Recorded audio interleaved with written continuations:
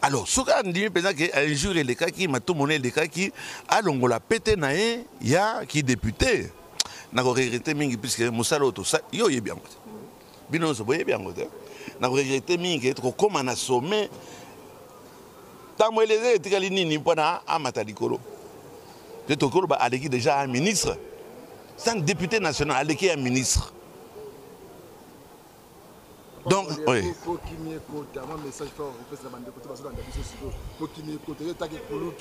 Député national. Pour nous, conseil des sages, nous avons l'Assemblée nationale. Moi, pour qui m'y écoute,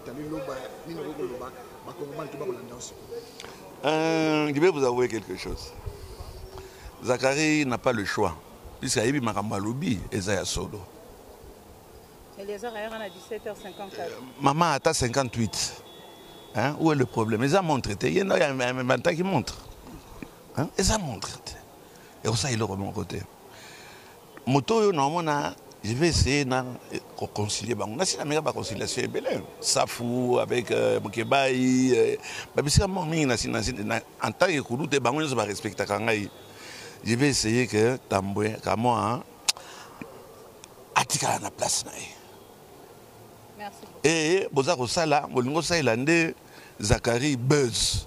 Il y a des gens qui ne vivent qu'à cause il y a buzz. Style ya Zachary, Zachary a Rolanda IP. Mais nana bosani style ya Zachary. Nana na monité la misala nyonso ngana saina Tamboué, tozoli ka para ko finga bato. Bato mususu eza na style na bango. Alors qu'on est maître de l'eau au moulin ya bato ba fingaka. Ami Longola Atika la députée nationale.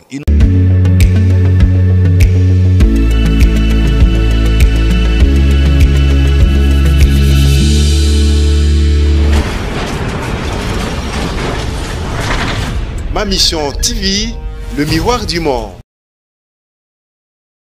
Il y a un problème social. Maman Moko Bakangi, il y a 7 mois déjà. Donc 2 cas. Maman Wana, depuis, je voulais dire 7 jours, pas 7 mois Bakangi. Il y a une intervention dans l'Union. Et j'avais appris ça par la presse du Cameroun Eliezer et Zachary. C'est très malheureux. Il faut na salango. Parce que d'un côté, Eliezer a bien un papa Léon. Il a fait des années dans Zanaïe. De l'autre côté, Zachary a tapé l'équipe. En arrivé là, c'est pas bon. Eliezer n'a ébissio. En arrivé là, c'est pas bon. Oui, papa n'a toujours dit attention avec les procès en diffamation et autres. Puisque on a des bimisayo, makambo nyoso yayo. Donc adversaire a rolina bimisa nyoso et vice versa. Ce n'est pas bon. Je tiens encore ici à rappeler à Mano Abeankangai Papa Léon Eliezer. C'est son droit. Sur mon moto à Sali Likamouana, ça veut dire Elekaki. Elekela qui est. Il ne peut pas arriver à ce niveau, ce qui Elekela qui était. Ce que je peux lui dire, essaye de te ressaisir. Un procès en diffamation na banani wana Eliezer à se ressaisir à Kamata. Je vais essayer. Je vais essayer, mais oui, que Tamboué n'est pas facile à gérer. Quand il s'agit de... c'est pas comme... Il n'est pas facile à gérer quand il sait qu'il est dans son droit. Okay. Et je sais que maintenant, ici, il est dans son droit. Il est dans son droit. Mais il est un député. Il me semble que parfois, Azaro Bossana, pas non comme un niveau à député, on a tout ça liboué. Nous avons accompagné Bissikagnon et vice-versa quand c'était possible. Alors, se rabaisser, aller s'étaler. Donc, au moins, au fond de Zachary, il y a un député. Mais ça se trouve pas dans Bassamba. Les immunités, je pas dans Bassamba. Je sais que Zachary a conseillé Bassamba. C'est les RT. Il est député. Député national. Mais à vous entendre parler, on dirait que Kolobaka Kanangambo est honorable Eliezer. Est-ce parce qu'il y a des députés ou au Koka qui peut Koloba n'a pas honorable Zakari, pardon, honorable honoraire Zakari Bababaswe, au Batal ici 35 vidéos, au Bazion, au Ba condensé, il y a ba insulte, que ba insulte, na kati ba que bino ba kinois, les Bozali, ba et endroit à revendre dans la kati République du Congo, République démocratique du Congo, topé Kolobé la Congo de votre côté. La même chose. Oui, aux autant à 34 wana.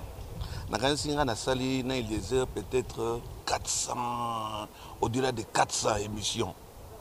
Auto sali biso mibale avant ya na vandia 400 émissions. O bolo bela Zakari. Te toujours ba makambo nyonso. Hein? Mudroko la Zakari qui ignore na na Zakari te. Hein? Allez. Mudroko la Daniel Saf. Maman, et l'équipe il loba.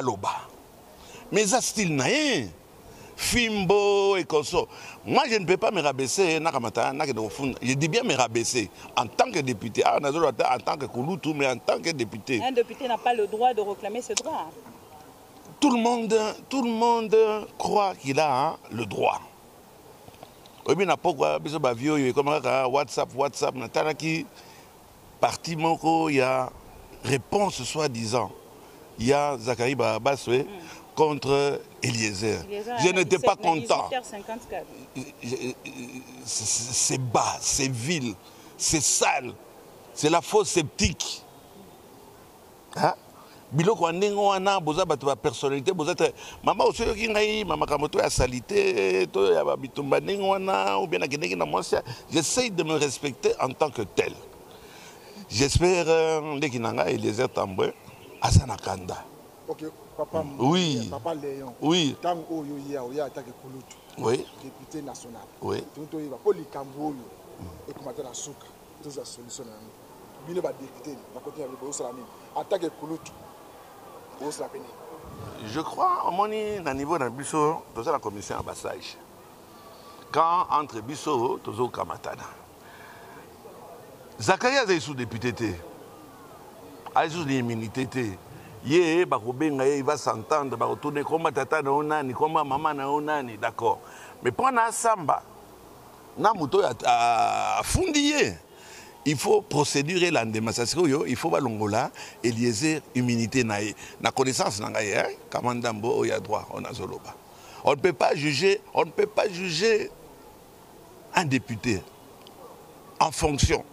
Mais ba rejet député en fonction, député na fundi pour être moto messi. Wana moto wana question no kitoko Didier. Wana moto wana ça ce que ya samba na Eliezer. Il faudra Eliezer azonga na niveau nae ya simple citoyen. On ne peut pas, et je répète et je confirme, on ne peut pas prendre un député national, vous vendez ici avec un civil. À moins que la période où on a Andima, Ami Longola, titre ya député. Je ne sais pas si vous comprenez. Na niveau moko. Moko a kiozala na likolo te. Ok, les airs azana likolo ya Zakari Babaswe. Nandenge ya musala oyo toza kosala. Alors, soka ndimi penza que un jour les kaki matomoné les kaki alongola pété nae ya ki député. Na ko regretter mingi puisque musala oyo tosa yo yebi yango. Bino so boyebi yango te. Na ko regretter mingi trop comme na sommet. Tamo les etikali nini mpona amata likolo. Je te crois aleki déjà un ministre. C'est un député national aleki un ministre. Donc, oui.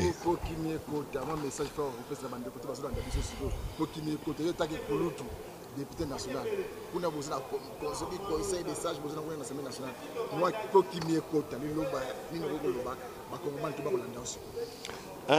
je vais vous avouer quelque chose.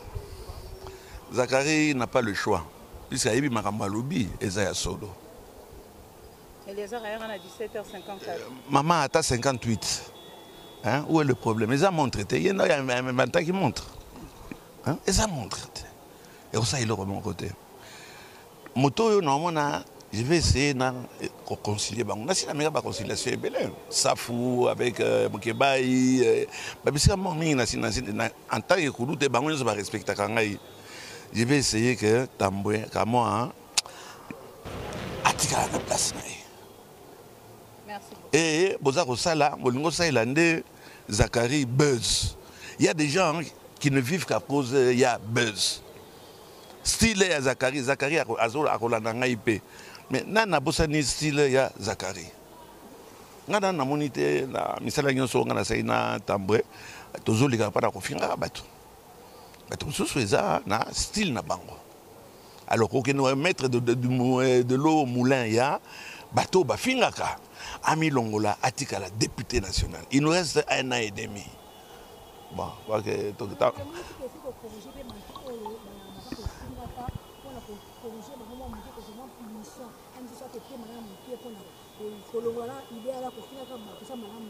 maman n'a sepeli na question na yo. Et je vais te dire pourquoi. Nazali contre des pénalisations, il y a des lits, il y a des journalistes. Il faut pas continuer à bango. Libertinage et l'équi. Injure et l'équi. Si Nanda Moussasco la liberté, vous avez un talent, vous avez débordé. Alors combien de fois, qui va conseiller qui? Chacun doit rester digne. Et Malobassou n'a pas chuté. Je demande Eliezer à se ressaisir. Atika besoin à bozo baba koseka bango et moto ba koseka le plus ezali oyo azali député national. Pour arriver à ce niveau-là, on m'a dit bien 3 fois, parce que je connais le terrain. Je connais Eliezer. À Meka, ce n'est pas facile. À Meka, on se ressaisir. Mais ceux qui tokoya na caméra, tokoti na bateau, batalanini, barobimisana, injure, salité, preuve. Yorazi Zachary pe wana kozonga akoyaka mabo pamba. Ah bani déjà ko loba wana. Et pourquoi se donner comme ça en spectacle? Je suis contre la dépénalisation, il y a des lits de presse, il faut éthique là. Et je me demande c'est que c'est sac. Et ça c'est sac, c'est un sac. Hein? Bazo salé le mon côté, bazo liam bon pam. Vous savez que Tito Ndombi na Chantal Kanimbo combien il touche par mois plus que monsieur député. Pas la Moussala Nini, puisque le CESAC devait se saisir de ce dossier, mais le CESAC n'existe pas. Ma commission de censure, ça n'existe pas. Et la justice, je peux vous assurer que la justice, ça n'existe pas ici dans notre pays. Comment ça? Mais Babylone, on a déjà, maman, un procureur de la République, il n'attend pas qu'on vienne lui déposer une plainte. Il se saisit lui-même d'office. Na likamboso qui infraction ezali. Boyoka basala kango. Basala kango lisusu te. Okoti boloko bimi boloko. Okoti boloko za na lar na yo bimi ko banga boloko te. Kota na boloko. Hein, okobima mais yiba. C'est malheureux de le dire mais c'est ce que nous vivons. Merci beaucoup. OK.